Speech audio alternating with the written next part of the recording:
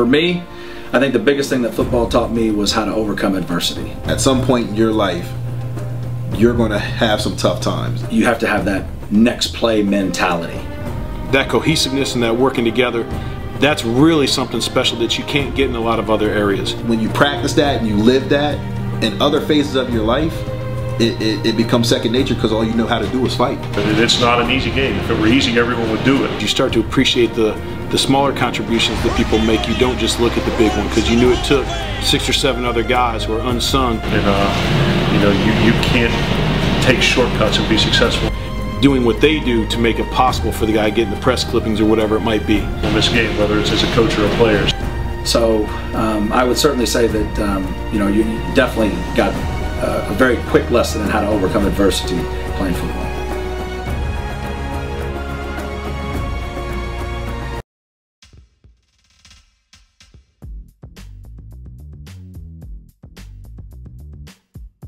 Versus the San Diego Chargers, I think it's going to be important for the Miami Dolphins to continue to get their ground game rolling. They've rushed for 200 yards in consecutive weeks, and last week they ran for over 100 yards with Jay Ajayi. So I think they can really lean on their ground game versus San Diego, and I think they can get creative in how they do so using a inverted wishbone or a full house backfield with 1, 2, 3 running backs. I would even get creative and put Jakeem Grant here as well, just to throw another wrinkle in the offense. But this could be a third back or what have you. But again, if it were me, Jakeem Grant would be in the backfield just to give the defense something extra to worry about. But we're going to have Kenyon Drake here, and we're going to give him the football on a quick trap coming back across the formation, and everyone is going to be focused on Jay Ajayi. So what you're going to do up front, you're going to ask this tackle to block down on that 5 tech. You're going to have this guy pull backside because that's where we're trapping. Work up to the backer. He's blocking down on that nose. You're going to have play side tackle. His job is to work up to the backer, get him blocked, and this is the guy we're going to trap. You leave him open in man on the line of scrimmage. You can leave him there, or you can have this back. Now you don't want Jakeem Grant blocking the backer, so that's why it's probably going to be a fullback or a tight end. So you have him go and block the backer head up. And what you're doing, you're going to use this guy's aggressiveness against him, because we're going to hand the ball off to Kenyon Drake, following this guard around, trap into the hole, get the handoff here.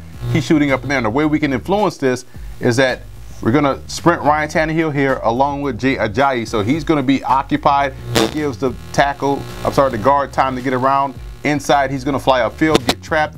And Kenyon Drake with that speed, that burst, that explosiveness, cutting right off the hip of that guard, pulling around and trapping that 5 technique is going to put him in a situation where he's going to be one-on-one with the safety and hopefully take the thing to the house. And that's what you want to see if you're the Miami Dolphins.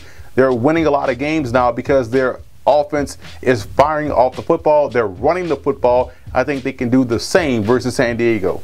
I think the San Diego Chargers can have some success by helping out their offensive line against a very aggressive defensive front of the Miami Dolphins by using the width of the field. I'm going to show you how they can do so and have some success in a passing game. What we have drawn up here is a situation where we're going to have the tight end offset, put the receiver on the line of scrimmage, and we want to spread out this Dolphins defense, which will neutralize the pressure. And so we're going to late motion the running back out in the flat, and what you're trying to do, or what you're trying to accomplish, is get these guys to bump over. And if he bumps over, you're reading him, that's where you want to go, because you have stop route, you have takeoff, and you also have a stop route here. So what you're going to keep him in the block, because you just want to rotate guys over, get them to follow or take the cheese by moving the running back out here and out wide, and you're going to have him run a stop as well, because you drop back. If this corner follows here, if you want to take him up further to where you're going to get this corner out the way, you can dump it off here. If he sits here, now you have a receiver one-on-one with the safety.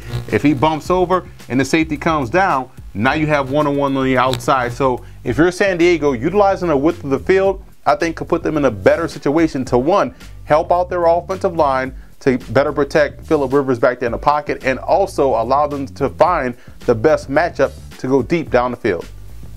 The biggest X factor in this ball game for the Miami Dolphins will be how well they're able to own the line of scrimmage on the defensive side. That's getting pressure on Phillip Rivers, but most importantly, stopping the running game. The Dolphins have given up on average 135 yards a game on the ground. If they can make this offense one-dimensional, if they can use this game as a springboard to tremendous run defense down the stretch, I think it not only goes a long way in helping them win this game, but also making some serious noise in the AFC.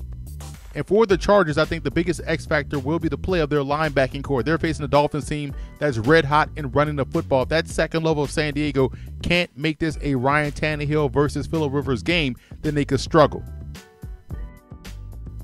I like San Diego in this ball game. I think this will be one of those underrated great game matchups that we have on the schedule this week. And I look at what they bring to the table. They can run the football. They're doing a great job with the intermediate passing game. And defensively, I think they're doing an excellent job of stopping the run, all of which I think will contribute to them knocking off the Dolphins at home.